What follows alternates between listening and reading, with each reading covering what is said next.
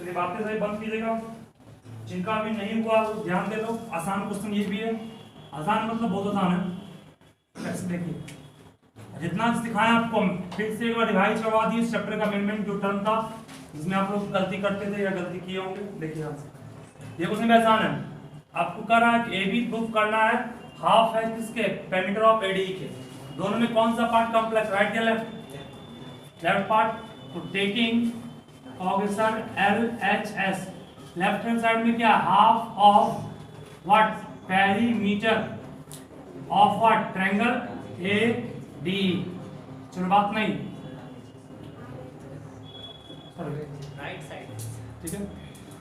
AD का perimeter क्या होगा, लिख सकते हैं AD प्लस D प्लस कितना AC, सही है। जो पार्ट कॉम्प्लेक्स हो उसी पार्ट को हमेशा मैथ में लेकर के चलते हैं, क्योंकि बड़े को छोटा करना आसान होता है। बहुत बार समझा चुके हैं। हाफ इंटू AD लाना AB है, हर हाल में आपको AB बनाने का प्रयास करना है। ध्यान से समझोगे, AD AB तब बन जाएगा जब AD में जुट जाए कौन, BD। क्या AD AB तब बन जाएगा जब AD में जुट जाए कौन, DB। हमारा क्या बोले, AD AB बनाना है, मतलब पूरे को बनाना AB है। AD AB तब बनेगा जब AD में क्या ऐड कर दें, DB ना। अब DB यहां पर लाए कैसे, DB तब बन जाएगा जब D को तोड़ेंगे DM plus ME, DM plus ME तोड़ेंगे तो DM किसके इक्वल है, DM इक्वल तो होगा DB के। बाहर का पॉइंट है ये, एक टेंजेंट ये, एक टेंजेंट इक्वल नहीं होगा। तो हम लोग फिर बोल रहे हैं AB बनाने के लिए AD में जोड़ना होगा DB, और DB तब आएगा जब DM किसके इक्वल हो, DB के, और DM तब बनेगा जब DE को तोड़ेंगे DM प्लस ME। मतलब हम लोग को बेसिक तोड़ना स्टार्ट करना है यहाँ से। D को आप बिल्कुल स्प्लिट अप कर सकते हैं DM plus ME plus A, कोई प्रॉब्लम तो इसमें नहीं है। बोलो आप यहाँ से AD को छोड़ दिए, ये समीकरण कैसे किए, तोड़े सिर्फ DM को, DM प्लस ME। पेरीमीटर का मतलब होता है sum of all side of triangle, AD का perimeter AD plus MDE plus A। अब बोलो यहाँ पर फिर से DM किसके इक्वल है, DB के। जहां DM वहां क्या पुट करेंगे, DB। जहां ME वहां क्या पुट करेंगे, C। ठीक है, बोलो AD प्लस DB क्या बन गया, AD प्लस DB AB बन गया। C प्लस A क्या बन गया, AC। और अभी जस्ट पढ़े हो बाहर के किसी पॉइंट से ये टेंजेंट इक्वल होगा, इसका मतलब AC की जगह फिर क्या पुट करेंगे, AB प्लस AB क्या हो गया, 2AB। यहां से 2 कट गया। समझ सकते, इस तरह से प्रूफ करना है। इन सब क्वेश्चन को ध्यान रखिएगा, हर टाइप के क्वेश्चन करवा दिए आपको हम, कुछ छुड़ा इसमें नहीं है। अब शुरू करते हैं carbon and its compound. Topic सब फोन कीजिएगा।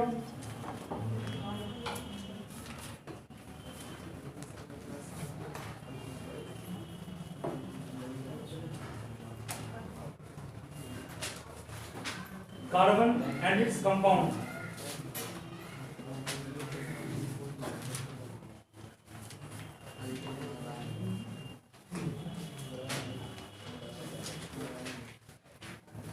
शांत रहोगे, बिल्कुल समझ के उसको आगे बढ़िएगा बेटा। देखो फास्ट में उसको,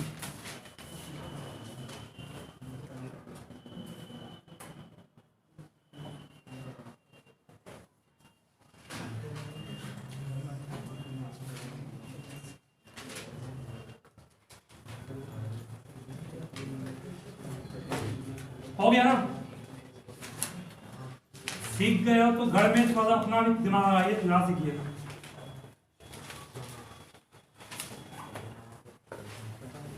टॉपिक का नाम है कार्बन एंड इट्स कंपाउंड। सबसे पहले तो जानोगे यहां पर लास्ट में बात नहीं, देखिए टॉपिक हम लोग का है कार्बन एंड इट्स कंपाउंड। ठीक है, सबसे पहले जान लो कि ऑर्गेनिक कंपाउंड किसे कहते हैं। पहले कोई बोल सकते हैं ऑर्गेनिक मीन्स क्या होता है, जो प्लांट नेचर स्ट्रक्चर दिया गया हो। है ना। ऑर्गेनिक वर्ड का मीनिंग होता है लाइफ, मतलब जिसमें लाइफ है, जो लिविंग है। जितना भी प्लांट्स है, एनिमल्स है, ठीक है, उनको हम लोग ऑर्गेनिक कंपाउंड से बना हुआ मानते हैं। हम लोग खुद ऑर्गेनिक कंपाउंड है, ठीक है। और केमिस्ट्री में कहता है कि carbon containing compound is called organic compound. Carbon containing compound या carbon based compound is called what? Organic compound. सबके बारे में नहीं कर रहे हैं। कार्बन बेस्ड कंपाउंड मतलब जिस चीज को जलाने पर राख मिले, राख मतलब क्या होता है? एस, उस चीज को हम लोग कहते हैं ऑर्गेनिक कंपाउंड। हम लोग का बॉडी भी अगर डिस्ट्रॉय होता है, जलता है तो राख बचता है। लकड़ी को जलाते हैं तो भी राख बचता है। प्लास्टिक को जलाने पर कभी राख बचता है? नहीं। लकड़ी को जलाने पर राख इसलिए बचा, लकड़ी भी क्या था? लाइफ था उसमें, ऑर्गेनिक कंपाउंड था। तो carbon containing compound is called organic compound. और ऑर्गेनिक कंपाउंड का मतलब होता है इसमें क्या हो? लाइफ हो, जो लिविंग बीइंग्स, ठीक है। और जो भी चीज जल करके राख प्रोड्यूस करेगा वो समझ जाओ ऑर्गेनिक कंपाउंड है। जिसको जलाने पर राख प्रोड्यूस नहीं होगा वो ऑर्गेनिक कंपाउंड नहीं है। समझ लो क्या बोले? जिसको जलाने पर राख प्रोड्यूस नहीं होगा वो ऑर्गेनिक कंपाउंड नहीं है। ये मानना है साइंटिस्ट का। हम लोग को चैप्टर का नाम था कार्बन कंपाउंड। चलिए, कार्बन और कंपाउंड ही क्यों बनाया गया? देखिए, दुनिया में एलिमेंट तो बहुत सारा है, 118 एलिमेंट है। कंपाउंड कितना है? इनफाइनाइट है। जिस तरह से दुनिया में इंग्लिश में 26 इंग्लिश अल्फाबेट है, जबकि वर्ड कितने? इनफाइनाइट है। तो कोई भी दो आपका लेटर मिलकर बनाता है वर्ड को। उस तरह से दो लेटर मिलकर के कोई वर्ड को फॉर्म करता है, उससे दो एटम्स या एलिमेंट मिलकर क्या बनाते हैं? कोई भी कंपाउंड बनाते हैं, है कि नहीं? कंपाउंड की संख्या फिक्स नहीं है, इनफाइनाइट है। एलिमेंट कितने हैं? 118 है। जिस तरह से इंग्लिश अल्फाबेट 26 है, जबकि वर्ड फिक्स नहीं है। हर दिन एक नया नया वर्ड बनता, सुनते होगे, है ना? वर्ड ऑफ ए डे नाम सुनते हो ना, आता है आपको मोबाइल में, वर्ड ऑफ ए डे।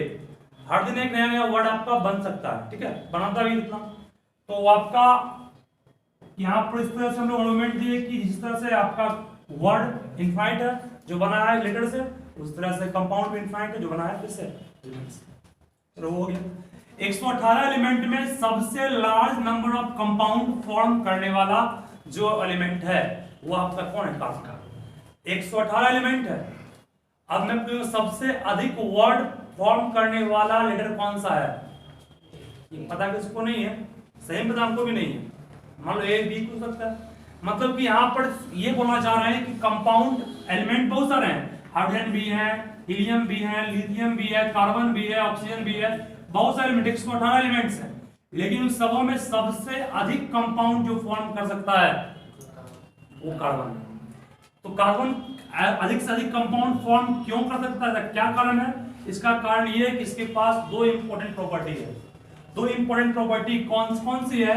एक इसके पास सबसे बेस्ट प्रॉपर्टी जो है वो है टेट्रावैलेंसी। टेट्रावैलेंसी। और दूसरी इसके पास जो सबसे इंपॉर्टेंट प्रॉपर्टी है वो है कैटिनेशन, जिसको हम लोग कहते हैं सेल्फ कॉम्बिनेशन भी। क्या कहते हैं? Self combination. और even इसका एक और नाम है सेल्फ लिंकिंग भी। मतलब कोई आपसे पूछे why carbon form large number of compound, बोलना पड़ेगा हो जाओ that two important property which are what? Tetravalency and catenation, that is called what? Self linking या सेल्फ कॉम्बिनेशन। ठीक है, ये तो आपको हम पता है कार्बन कंपाउंड चैप्टर क्यों बना, और कार्बन को ही large number of compound form करना पड़ा क्योंकि इसके पास दो इंपॉर्टेंट प्रॉपर्टी, टेट्रावैलेंसी और एक कैटिनेशन। टेट्रावैलेंसी क्या है? टेट्रावैलेंसी ये इसलिए कहेंगे इसकी वैलेंसी 4 होती है। Tetravalency means valency of carbon is कितना? 4। और कैटिनेशन का मतलब सुनो क्या होता है? ऐसे मतलब साफ लिखा हुआ है, सेल्फ लिंकिंग मतलब क्या? खुद से जो जुड़े। कार्बन सिर्फ 2 कार्बन से जुड़ता नहीं है, 3 से भी नहीं, 4 से भी नहीं, 5 से भी नहीं, 6 से भी नहीं, मतलब कार्बन बहुत सारे कार्बन से जुड़ सकता है, एक लंबा चेन फॉर्म कर सकता है, लॉन्ग चेन। बाकी दूसरा कंपाउंड जो होता है वो 2 या 3 स्टेप में टूट जाते हैं, अनस्टेबल हो जाते हैं। ऑक्सीजन मान लो, ऑक्सीजन 2 के बाद तीसरा बनता है, बहुत मुश्किल से बनता है, वो 3 बहुत मुश्किल से बनता है। उसके बहुत लार्ज अमाउंट में आपको एनर्जी देना पड़ेगा। उस एनर्जी को केमिस्ट्री में एक और वर्ड से जानते हो ना, इंथैल्पी कहते थे, है कि नहीं? मतलब कि amount of enthalpy required to form the bond of more than 3 और more is large, that is why no other compound will form long chain. Silicon की तो फॉर्म करता है। मैं पूरा सुनो बात को, सब बोलेंगे, तुम क्या कर रहे हो, हवा क्यों रहे, सब बोलेंगे, खुदा मत करो। कार्बन लॉन्ग चेन फॉर्म क्यों किया, इसका कारण दो है आपको, कैटनेशन और डेटा वैलेंसी। सिलिकॉन भी कुछ हद तक लॉन्ग चेन फॉर्म कर सकता है, वो अप टू 8 फॉर्म करेगा, 8 तक मैक्सिमम। सिलिकॉन मैक्सिमम 8 तक जाएगा, Si जुड़ेंगे, लेकिन मैक्सिमम कितने तक, 8 तक। ऐसे तो सल्फर भी मैक्सिमम 8 जुड़ता है, एसिड पढ़ते हो, है कि नहीं? लेकिन हम लोग कहना ही चाह रहे हैं कि कोई भी जो कंपाउंड होगा जो लॉन्ग चेन फॉर्म करे वो कार्बन लेगा, क्योंकि ये बॉन्ड भी आपका स्ट्रॉन्ग होगा, अनस्टेबल भी नहीं होगा। अस्टेबल और अनस्टेबल में क्या अंतर है केमिस्ट्री में? ऑक्टेट करेंगे। नहीं, इस टॉपिक में इसका मीनिंग क्या है? इस टॉपिक में इसका मीनिंग ये हो गया कि ये बॉन्ड जो बना, ये बॉन्ड इतने स्ट्रॉन्ग होते हैं कि इतना भी लॉन्ग बन जाए वो टूटेगा नहीं। और अगर मैं पूछूंगा सिलिकॉन सिलिकॉन के बीच जो लिंकेज है वो स्टेबल कि अनस्टेबल, 8 के बाद जाएगा, हो जाएगा अनस्टेबल, अपने आप टूट जाएगा, ठीक है? मतलब लिंकेज बिटवीन 2 और more silicon is what, unstable, that is why it will break up after some forming some chain. कुछ चेन बनाएगा और टूट जाएगा फिर। लेकिन ये आपका लॉन्ग चेन, जानते हो सर्फ साबुन में जो फॉर्मूला होता है, उसका फॉर्मूला में कार्बन की संख्या 3 4 नहीं 17 होता है, कहीं कहीं तो आपका सुनोगे तुम और 100, मतलब बहुत ज्यादा हो सकता है। एक आप पढ़े होंगे कार्बन का ही एक एलोट्रॉप्स है जिसको आप कहते होंगे, एक डायमंड है, एक ग्रेफाइट और एक आपका बकनिकेल फ्लोरेंस है, उसमें 60 कार्बन वाले लिंक होते हैं, 60 कार्बन 60 कार्बन, ठीक है? कार्बन कार्बन की भी लिंकेज इतना लॉन्ग बन सकता है, ये बस 2 प्रॉपर्टी कार्बन, ठीक है? ये आपको बस एग्जाम पूछेगा why carbon form large number of compound, बोलना पड़ेगा because of 2 main property, first is data valency, second is what, catenation. Catenation का डिफाइन एग्जाम में बिल्कुल मान लो आएगा, व्हाट इज कैटनेशन लिखाएंगे आपको, जैसे हम बहुत बोल दिया इस शुरुआत में, ठीक है? Self linking property of carbon is called catenation, खुद से कंबाइन करना। जैसे ग्लूकोज में है, ग्लूकोज में क्या है, ग्लूकोज में कार्बन कहां तक 6 कार्बन लिंकेज है, लेकिन मैं अगर पूछूंगा इनके अलावा ये सब भी आ गया ना, 6 नहीं 6 से और अधिक बन सकता है। एग्जांपल दिया आपको 17 का दिए, सर्फ का फॉर्मूला पढ़ोगे, साबुन का, सब में बहुत 17 18 20 22 अलग टाइप से हो सकता है। आपका सबसे बेस्ट दिख रहा C60 का भी दिया आपको बकनिकेल फ्लोरेंस में, यानी carbon large number of compound form करता है, उसका एग्जांपल आपको दिया सॉप का या फिर आपका डिटर्जेंट का या फिर किसका दिया, बकनिकेल फ्लोरेंस का एग्जांपल था, जो ये शो कर रहा है कि 3 4 5 लेवल की 60 70 इस तरह से फॉर्म हो सकता है, लेकिन टूटेगा नहीं वो। अब वो स्ट्रॉन्ग क्यों होता है, इसका भी कारण है। चलिए इस पर आगे बढ़ेंगे, सुनिएगा यहाँ पर। कार्बन का टेट्रा वैलेंसी हुआ या स्ट्रॉन्ग, कार्बन कार्बन के बीच जो लिंकेज है वो स्ट्रॉन्ग क्यों होता है, इस पर गौर कीजिएगा। और कार्बन का टेट्रा वैलेंसी क्यों होता है, इस पर ये क्वेश्चन समझना है कुछ ऐसे, देखिए ध्यान से। अस्टेबल और अनस्टेबल का मीनिंग क्या हो गया, बॉन्ड नहीं टूटा, स्ट्रॉन्ग है तो स्टेबल है, बॉन्ड टूट गया आसानी से तो क्या अनस्टेबल हो गया। देखो कार्बन, ये मान लो कार्बन है, कार्बन के आउटरमोस्ट में कितना इलेक्ट्रॉन्स, 4, एटॉमिक नंबर 6 पढ़े है ना, एटॉमिक नंबर 6 पढ़े, इलेक्ट्रिक कॉन्फ़िगरेशन 2 पढ़ो, चार्ट दे दिए। सबसे छोटा एटम कार्बन है, it is small in size, size में छोटा है ना, साइज भी छोटा है। और सबसे पहला बात तो क्वेश्चन को पूछेगा कार्बन इलेक्ट्रॉन देता है क्या, यस और नो, ना देता है ना लेता है, ये शेयरिंग करता है, शेयरिंग ही करना इसके पास ऑप्शन क्यों बचा, एक क्वेश्चन पूछेगा why carbon only shared electron, it will not either gain और लॉस, ये सिर्फ शेयरिंग करता है क्यों, जानते हो? इसका भी कारण एग्जाम पूछता है, सिंपल है। कार्बन का आउटर मोस्ट में इलेक्ट्रॉन 4 है, ठीक है? आउटर मोस्ट को हम थोड़ा अच्छे से दिखाते हैं, ये मान लो कि न्यूक्लियस है, न्यूक्लियस में कितने प्रोटॉन्स हैं, 6 प्रोटॉन्स हैं, आउटर मोस्ट में 4 इलेक्ट्रॉन्स को मैं 4 डॉट से दिखा दीजिए। चलिए समझिए ध्यान से, प्रोटॉन कहाँ है, प्रोटॉन न्यूक्लियस में स्थापित है, 6 प्रोटॉन, न्यूट्रॉन भी इसमें है, न्यूट्रॉन में 6 ही होगा ना, न्यूट्रॉन भी 6 है, प्रोटॉन भी 6 है। अंदर में कौन है? चारों इलेक्ट्रॉन, 4 आपका दिखा दिए हैं। फर्स्ट में कितना है? फर्स्ट ऑर्बिट में है ना 2 4। फर्स्ट ऑर्बिट में के सेल में 2 है, एल में कितना है? 4।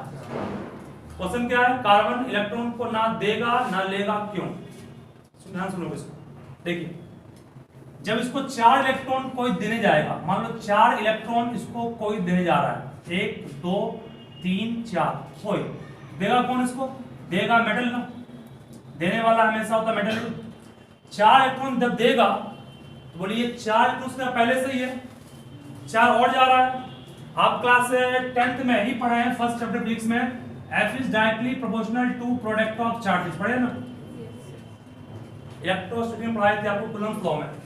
F डायरेक्टली प्रोपोर्शनल होता है प्रोडक्ट ऑफ चार्जेस के, मतलब 2 चार्ज के बीच का डिस्टेंस अगर आ रहा है, 2 चार्ज है Q1 Q2, इसके बीच का डिस्टेंस आ रहा है, तो उसके बीच जो फोर्स लगता है उस फोर्स को इलेक्ट्रोस्टैटिक फोर्स कहते हैं। इसका फॉर्मूला था K × Q1 × Q2 का। इसका ध्यान से का मान क्या पढ़ाए थे? कांस्टेंट। ये का मान क्या पढ़ाए थे? 9 × 10⁹ यहां से बढ़ेंगे फोर्स डायरेक्टली किसके है? प्रोडक्ट ऑफ चार्जेस के, और इनवर्सली किसके है? इनवर्सली है square of distance between them. चलिए, हमने कहा कार्बन का साइज छोटा है, पहली बात। कार्बन का साइज छोटा मतलब क्या? इसके बीच का डिस्टेंस क्या? बहुत कम, बहुत अधिक। इसके बीच का डिस्टेंस बहुत कम, मतलब डिस्टेंस r है, r है, r है, r है। न्यूक्लियस से आउटरमोस्ट इलेक्ट्रॉन का डिस्टेंस r माने, r बहुत छोटा मतलब r टेंड्स टू क्या कहेंगे? 0। R का मान लगभग नहीं के बराबर है, या बहुत कम। ठीक है, समझाने बस इस समझाने कुछ यूज कर रहे हैं कि आपका R टेंड्स टू 0 मतलब क्या हो गया? डिस्टेंस बहुत कम है। ठीक है, दो कंडीशन बोले, R डिस्टेंस बहुत कम मींस साइज बहुत छोटा है कार्बन का, ये आपको पहले बोल चुके हैं। कार्बन का साइज बहुत छोटा है, आउटरमोस्ट ऑर्बिट में 4 इलेक्ट्रॉन्स है। अब सुनो कहानी क्या है। Force directly proportional product of charge क्या है? 4 इलेक्ट्रॉन्स आप इसको देने गए और इसके पास था पहले से भी 4। ठीक है, तो प्रोडक्ट ऑफ चार्ज बढ़ गया या घट गया? प्रोडक्ट ऑफ चार्ज बढ़ गया ना। चार्ज जब बढ़ेगा तो फोर्स बढ़ा या घटा? बढ़ गया, फोर्स बढ़ गया। इसका मतलब कौन सा फोर्स? फोर्स ऑफ रिपल्सन या force of attraction? Force of repulsion, क्योंकि ये चारों भी कौन है? ये चारों भी इलेक्ट्रॉन ही है ना। इलेक्ट्रॉन इलेक्ट्रॉन से रिपेल करेगा, साइज बहुत छोटा है, साइज बहुत छोटा है, 4 इलेक्ट्रॉन्स के पास है, 4 और देने जा रहे हैं, ये 4 इस 4 से और रिपेल करेगा, रिपेल करेगा तो फोर्स ऑफ रिपल्सन बढ़ जाएगा। फोर्स ऑफ रिपल्सन बढ़ जाएगा तो इसको 4 इलेक्ट्रॉन देना पॉसिबल है? देना पॉसिबल नहीं है। इसीलिए कार्बन कभी भी आपका 4 इलेक्ट्रॉन एक्सेप्ट नहीं करता है। अब कुछ का कंडीशन है कि अगर इतना लार्ज अमाउंट में इसको देंगे एनर्जी तो पॉसिबल भी है। जैसे आप लोग पढ़ते हैं साइनाइड आयन, हम सुने ना, वहां पॉसिबल है। कुछ एक्सेप्शन है, ठीक है, कुछ वहां पर एक्सेप्शन है जहां बनेगा, लेकिन आपको जानना पड़ेगा जनरली जो यूज करना 10 तक में वो यही है कि कार्बन कभी भी 4 इलेक्ट्रॉन को एक्सेप्ट नहीं करता है, क्योंकि 4 इलेक्ट्रॉन को एक्सेप्ट करने के लिए लार्ज अमाउंट में एनर्जी सप्लाई करना पड़ेगा, जो एट रैंडम देना पॉसिबल नहीं है, जनरली पॉसिबल नहीं है। देने का दे सकते हैं हम चाहेंगे तो, पॉसिबल एनर्जी देना इतना पॉसिबल है कि न्यूक्लियस को तोड़ सकते हैं, ये पॉसिबल नहीं है। पॉसिबल ये भी है, लेकिन 4 इलेक्ट्रॉन को आसानी से आप दे सकते नहीं है, क्योंकि फोर्स क्या है? डायरेक्टली है, चार्ज का प्रोडक्ट बढ़ा तो फोर्स ऑफ रिपल्सन बढ़ा, फोर्स ऑफ रिपल्सन बढ़ा तो ये 4 इलेक्ट्रॉन एक्सेप्ट करेगा ही नहीं, ये इसको रिपेल करना चाहेगा। और बाय हुक एंड क्रूक मतलब क्या हुआ? जबरदस्ती इसको देंगे तो लार्ज अमाउंट ऑफ एनर्जी खर्च करना पड़ेगा। ठीक है, एक फ्रेज पढ़ेंगे इसमें ना, by hook and crook, meaning क्या होता है? इसका मीनिंग क्या होता है? आप लोग पढ़ते हैं by hook and crook means क्या होता है? जद्दोजहद करके उसको पूरा करना, मतलब कि पूरा जी जान लगा देने के लिए एक चीज को, ठीक है, हर कोशिश कर, हर प्रयास करने के लिए। तो इतना एनर्जी देंगे पॉसिबल है ये, लेकिन सिंपली पॉसिबल नहीं है। ठीक है, एक ये हुआ। अब आइए कि 4 इलेक्ट्रॉन्स लॉस कर देगा तो भी पॉसिबल होगा, 4 गेन करता तो 8 बनता, 4 लॉस करना भी इसके लिए मुश्किल है। कहोगे क्यों सर? ये भी आपके साथ सिंपल है, कैसे? फोर्स डायरेक्टली किसके है? प्रोडक्ट ऑफ चार्ज के, इनवर्सली किसके है? डिस्टेंस के स्क्वायर। डिस्टेंस क्या है? बहुत छोटा है, डिस्टेंस बहुत कम तो फोर्स बहुत ज्यादा। ये फोर्स किसके बीच है? ये फोर्स अंदर में प्रेजेंट प्रोटॉन्स और बाहर में प्रेजेंट इलेक्ट्रॉन्स के बीच है। तो ये डिस्टेंस बहुत कम है, इसका मतलब न्यूक्लियस में जो प्रोटॉन है वो किसको टाइटली अटैच किए हुए है? आउटर मोस्ट ऑर्बिट के इलेक्ट्रॉन्स को। उसको निकालने भी आसानी से वो नहीं देगा, ना निकलने देगा और ना उसको देने देगा, ना वो दे पाएगा और ना ही निकाल पाएगा। इसका मतलब हम लोग कह सकते हैं कि कार्बन इलेक्ट्रॉन को ना एक्सेप्ट करेगा ना डोनेट करेगा। ठीक है, दोनों का ही कारण होगा। साइज छोटा, आर छोटा तो force of attraction between protons and four electrons is highly strong. जब आपका फोर्स ऑफ अट्रैक्शन स्ट्रांग होगा तो चार्ज निकालना है मुश्किल है, निकालने के लिए आपको लार्ज अमाउंट में खर्च करना पड़ेगा क्या? एनर्जी। इसलिए हम लोग कह सकते हैं कार्बन ना तो 4 इलेक्ट्रॉन्स को लॉस कर सकता है, मतलब ना ही C+4 बन सकता है ना ही C4। सर अगर लार्ज एनर्जी दे के निकाल लिए तो कह तो नहीं पॉसिबल, हर पॉसिबल है ही, अगर निकाल लिए तो हो जाएगा। हाँ तब तो, लेकिन हर कंपाउंड का वैसा बनता ही नहीं। एग्जांपल दिया आपको साइनाइड का, एक एग्जांपल दिया आपको साइनाइड का CN- होता है, साइनाइड इसको कहते हैं साइनाइड आयन, वहां पॉसिबल है। इसको पढ़ोगे आप क्लास 12th में, इसको पढ़ते हैं साइनाइड आयन। इसका वैलेंसी साफ दिख रहा माइनस,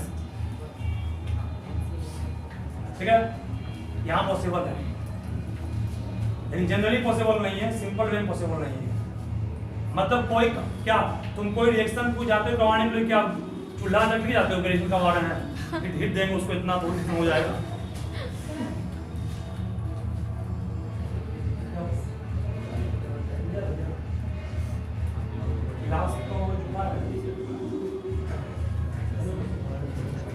सर का सामान वीडियो में आएगा।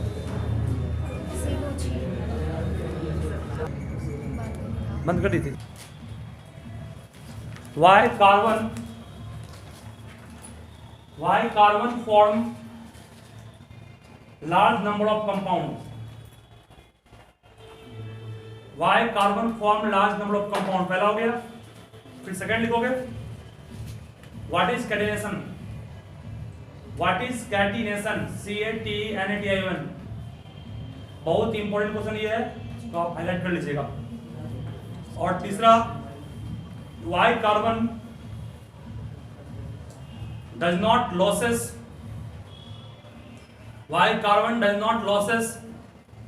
or gain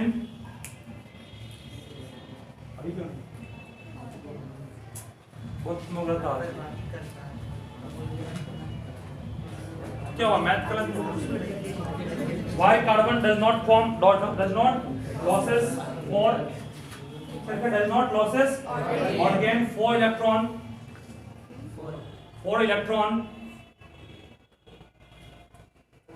electron to complete its octet। Octet समझ तो क्या होता है? ऑर्बिट और ऑक्टेट में क्या अंतर है? What is difference between orbit and octet?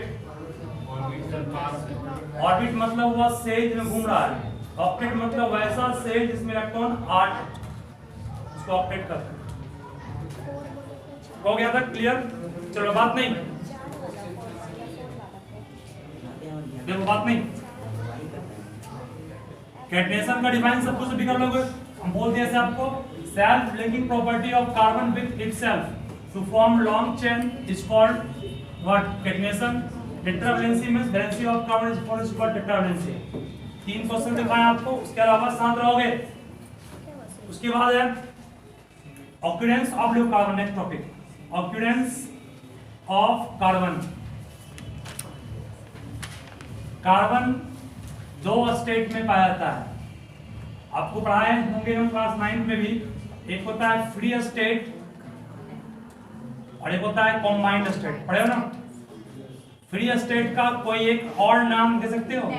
Very good, इसे कहते हैं नेटिव स्टेट। कार्बन अपने खुद के ही स्टेट में पाया जाता है। देखो कार्बन का फ्री स्टेट मतलब अनरिएक्टिव स्टेट। अनरिएक्टिव मतलब किसी रिएक्ट नहीं करेगा। वो 3 फॉर्म है, एक आप सब जानते हैं ग्रेफाइट है, दूसरा सब जानते हो क्या है? डायमंड है, और तीसरा क्या है? क्रिस्टल फ्लुएंस है। अब इसका स्पेलिंग में भी हम गलती लिख सकते हैं, पता हमको भी नहीं। कंबाइंड स्टेट में आपका CO2 हो गया, आपका चॉक CaCO3 हो गया, कैल्शियम हाइड्रोक्साइड COH2 हो गया। नहीं, इस तरह बहुत सा होगा, ये सब हो गया, ये नहीं होगा, इस तरह आपका बहुत सा हो सकता है। और इसके अलावा और भी है, NaSCO3 हो गया। नहीं, मतलब कि जिस भी कंपाउंड में कार्बन है वो हो गया कार्बन का कंबाइंड स्टेट, मतलब कार्बन रिएक्ट कर कुछ बनाया है, ठीक है। कार्बन, सुनो क्या बोल रहे हैं, कार्बन फ्री स्टेट में भी पाया जाएगा और कंबाइंड स्टेट में भी। फ्री स्टेट में आपका 3 फॉर्म है, कंबाइंड में आपका बहुत सारे फॉर्म, CO2, ग्लूकोज का भी है, शुगर का भी, बहुत सारा फॉर्म है, ठीक है। नोट कर लो इसको। Occurrence of carbon found in both state, free as well as combined। सभी पढ़े हैं कि नन मेटल जो होता है जनरली हार्ड नहीं होता है, लेकिन डायमंड तो हार्ड नहीं बल्कि हार्डेस्ट है। क्यों? 2 क्वेश्चन इसका इंपॉर्टेंट है, सुनो जवाब क्या होगा। इसका फिगर आपको दिखाएंगे हम, तो इस फिगर में आप देखिएगा, ऐसे फिगर को अच्छे से समझाना पड़ेगा, मतलब फिगर सभी से हमारे। ये फिगर देख रहे हो, ये फिगर किसका है? ये आपका डायमंड का है, डायमंड का है, और ये किसका है? ग्रेफाइट का। देखिए ग्रेफाइट में आप देखिएगा अच्छे से फिगर को, तो एक इलेक्ट्रॉन फ्री है,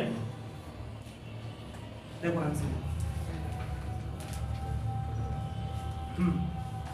ग्रेफाइट के आंसर क्या होगा। मान लो कि एक आपका डॉट है, डॉट जितना भी डॉट है वो हर डॉट कार्बन दिखाता है, इसको हम लोग लाइन बॉन्ड स्ट्रक्चर कहते हैं। इस चैप्टर में पढ़ाएंगे, आपको एक्स्ट्रा है, वो भी वो पढ़ा नहीं है,